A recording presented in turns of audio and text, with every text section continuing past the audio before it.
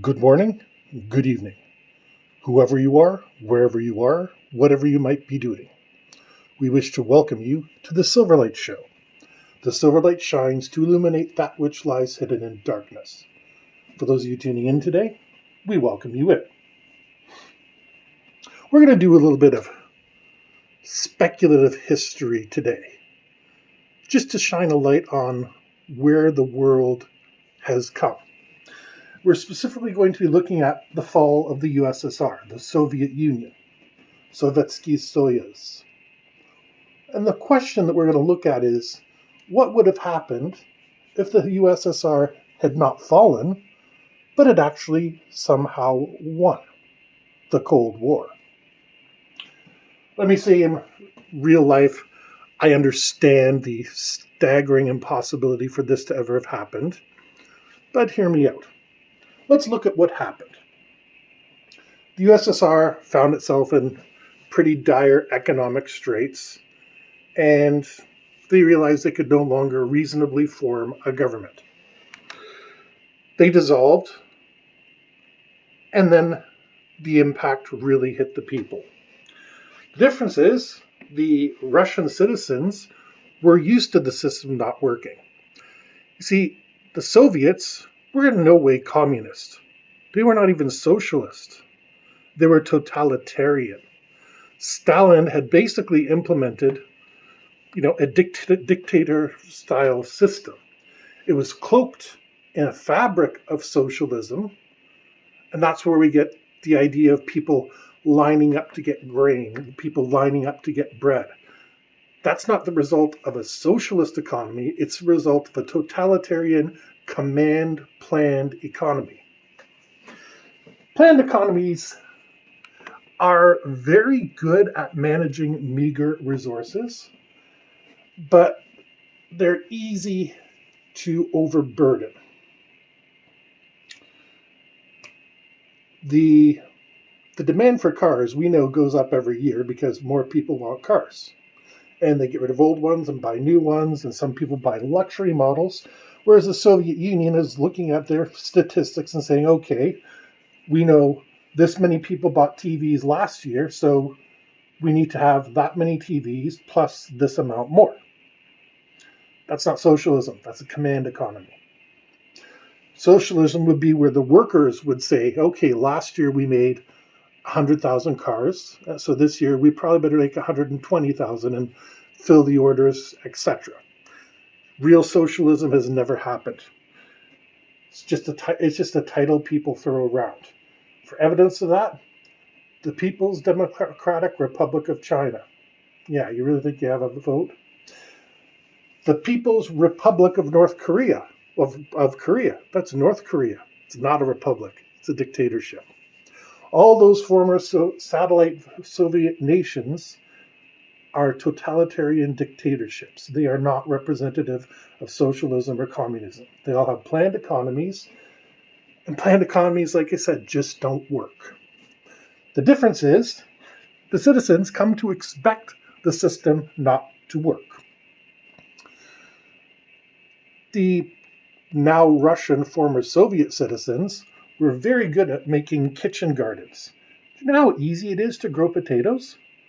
My cousins do it. They get a burlap bag, you put the potato eyes in it, you water it, and you put it aside for about a couple months, and you got yourself a bag of potatoes. Do this for 4 or 5, and you can feed a family for quite some time, and then you take the eyes off those potatoes, and you put them back in the bag. See? That's a Russian life hack for you. Herbs, pretty easy. Your kitchen, most kitchens have a window. So you grow yourself some basil, some dillweed, bay leaves, whatever have you, and you pick them as you need them. Perfectly fresh. That's what you have to do in a system that doesn't work. Here in the Western world, we waste a phenomenal amount of food just because we have this mentality that we don't want people to run out. It's common in the restaurant industry to buy way too much food and throw it out because you don't want to say to a customer, we're out of that item.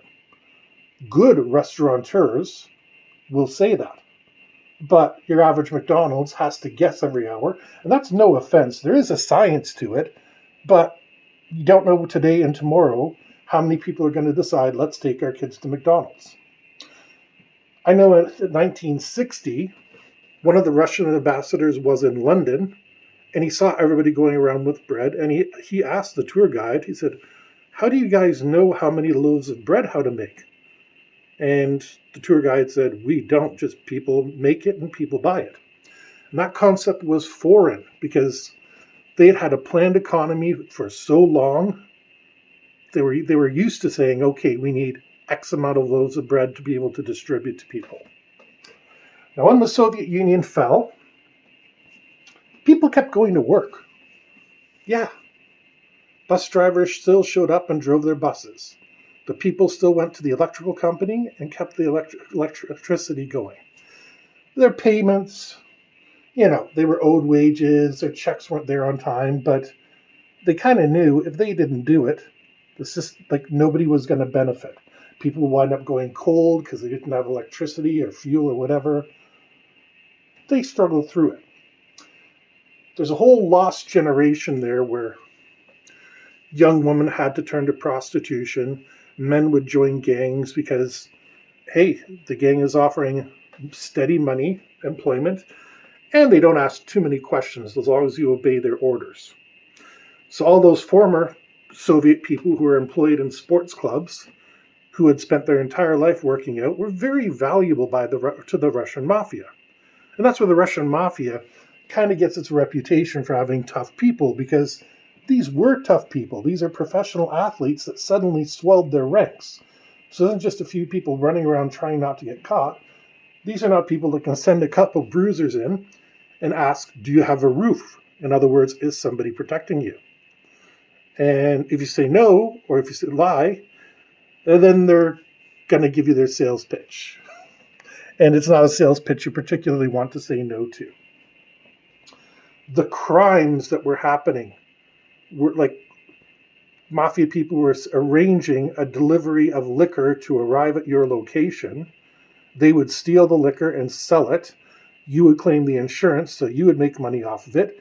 And the only people that suffered was the trucking company. Well, the insurance company, I guess, would be the one who ultimately suffers. Russia still has not recovered from this collapse. Today, the people are still growing kitchen gardens. The Russian mafia does have its hands in a lot of pots. And yeah, there's some pretty seedy underbelly in Moscow and all the various big nations. I have heard rumors about the underground, which is their subway, having a second layer. Just like Toronto, there's another layer of stations that's buried beneath Bay Street and everything that they use for shooting movies. Yeah, there's another layer underground in Moscow, apparently, and apparently it's in use. Again, rumor. But let's imagine the opposite happened. The US has always amazed me by its ability to make up money out of thin air. And everybody always says, oh no, we're going to bankrupt the nation, everything's going to go bad, etc. Remember, in the 90s, the United States, Canada, and indeed most of the world started paying down their deficits.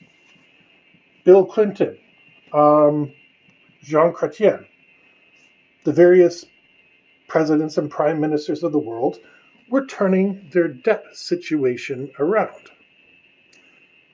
That was not possible while the USSR was around. The USSR was not able to do the same financial tricks of printing money and letting things sort itself out. The Soviet Union, like I said, was managing meager resources. Now, they had titanium and they had oil. Both are in high demand in the world. But they really didn't have a whole lot of exports, and it was illegal to use rubles outside of the USSR. So you wind up having to trade like for like. Okay, I'm going to trade you titanium, and in return, you're going to trade me, I can't say gold, but any number of things that the Soviet Union might be deficient in. Platinum. Platinum has all sorts of uses.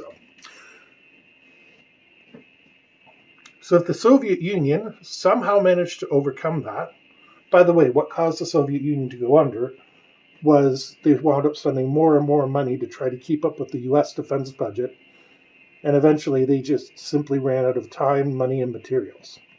So, yeah, the defense industry can bankrupt a country. And that's why I'm giving you the example of the 1990s, where we didn't have such big defense expenditures and people started paying down their deficits. Anyway, what if the Soviet Union won? What if the United States did collapse, which everybody predicts it to do every single year, and it manages to soldier on? The thing is, the Soviet Union, it is predatory. It does want to spread socialism around the world, but it's kind of happy to do it by proxy. So if the United States went under, and NATO and everybody else, they would be happy to fund revolutions. I'm sure they would reach out and grab some important states like Afghanistan. Probably they would have stayed in there. It was a very expensive adventure, but it's just something that they would do. But they weren't going to magically take over the world. China was getting to the point where it's feeling its own oats. And they certainly would be threatening, hey, Asia's our territory, tread carefully around here. They might have interest in Pakistan and India. Well, we know China would love to knock India out. And that's been the same for decades, if not generations. So life probably would have gone on fairly well. Let's assume Gorbachev still gets into power and he puts in glasnost and there's more economic freedom. That means there's more opportunity. The system in the Soviet Union, you could technically own property. Now, I have a little bit of insight in this because I spent some time in the Czech Republic living with a family who were part of the Communist Party back in the 40s, 50s, and 60s. So, yeah, I have a few insights that are not offered elsewhere. They had a cottage. And they said the way they got it is they signed a 5-year contract. And during that contract, it says, okay, you are going to build an A-frame cottage. Relatively simple, but if you're going to spend those 5 years, you're going to get the materials. And again, under this economy, most of the materials are supplied to you, so you just need to spend your weekends up there. Slapping an A-frame together is not the hardest thing in the world. And they're willing to provide you with blueprints, expertise, help, all that. And in 5 years, you need to have that A-frame built up. If you do get that A-frame built, you can sign a contract for another 5 years that says you're going to protect and maintain the land, etc. On the other hand, not everybody wants a cottage. Some people are perfectly happy to work just long enough so they get paid enough to pay off their rent, buy a couple cases of beer, make some piroshki, I believe is the Russian pronunciation. Pierogies for those of us in the Western world who are more in touch with Poland. And yeah, you do have a certain amount of economic movement, mobility. The only way really to get ahead would be to join the party and do all the usual things people have to do, both in the West and the East. Now, the USSR, had they won, would probably be looking to implement similar situations throughout the world. To have a supreme Soviet, their government that has things together. You have a man that you entrust all the power to, which is still going on today in Russia, Vladimir Putin. And we would be looking at a world much like that. While some people find that horrifying, like I said, the opportunity is there. You just have to be really patient and willing to deal with the government. You need a new car? Yeah, there's cars being manufactured all the time. But you need to put in an application for one. That it's approved, disapproved, whatever it is. It's kind of like applying for anything with the government in our world. Just you have to do it for more things. You need a new TV? Okay. Why is that? Well, the flat screens are out. My My old CRT TV sucks, so my family wants that, so it'll be compatible with the internet. I don't believe the internet could not have possibly been in Russia, but maybe they're developing something similar. Since the United States was developing it, I'm sure they would have picked up on the technology. Because remember, a lot of Russian scientists went all over the world, some to help develop nuclear programs, and others just because they had specialized skills in their industry and they were experts. And they were able to get stuff done without using expensive computer-assisted design and things like that. So the opposite probably would have been true. Now, I wouldn't expect the Soviet internet to have developed as quickly, and I assure you there would have absolutely been censorship, just like China does today. That being said, we might not have Facebook, we might not have Twitter, but we would have some version of it. The only real difference would be how the leader would take the country that you are in. Like I said, I'm taking Gorbachev as an example. He opened up the economy. He made more freedoms possible. We would go through a period where the economy was restricted and things were planned. We'd probably find a lot less waste, which is a good thing for the environment.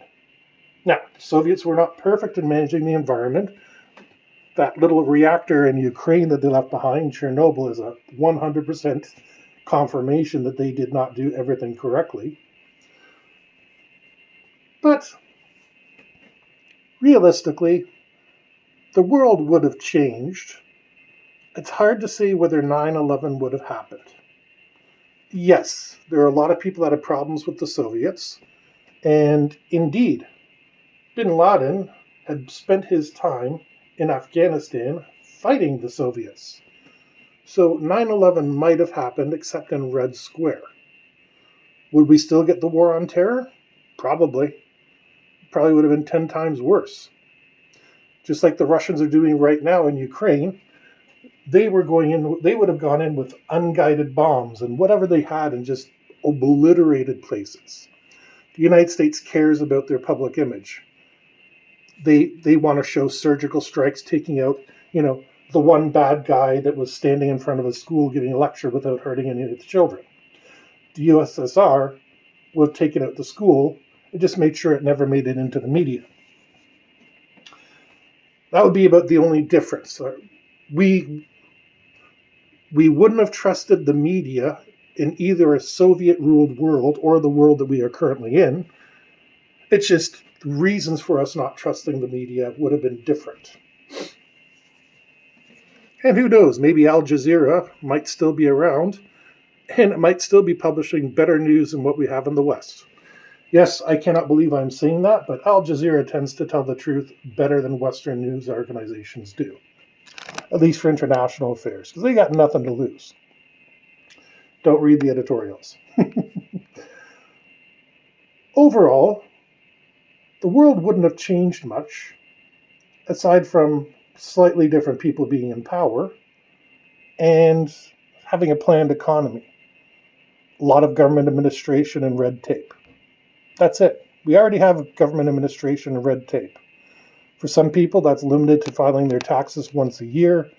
Other people have to go through hell. Anybody who's paying child support knows what I'm talking about. Even if you are 100% good, you pay on time and everything, yeah, you still go through a heck of a lot of stupidity. And if you don't, a lot of the time they don't come after you. But anyways, we wish to thank you for joining us for this episode of the Silverlight Show. Just take a minute to think how your life might be different if the Soviet Union had won. If you enjoyed this episode, please like, share, and don't forget to click on the link down the description to buy our books, especially Family to Services, for anybody who has issues with the Family Responsibility Office or child maintenance problems, because it will describe to you that this is not just you. It's a North America-wide phenomenon. With that, we hope you have a fantastic day.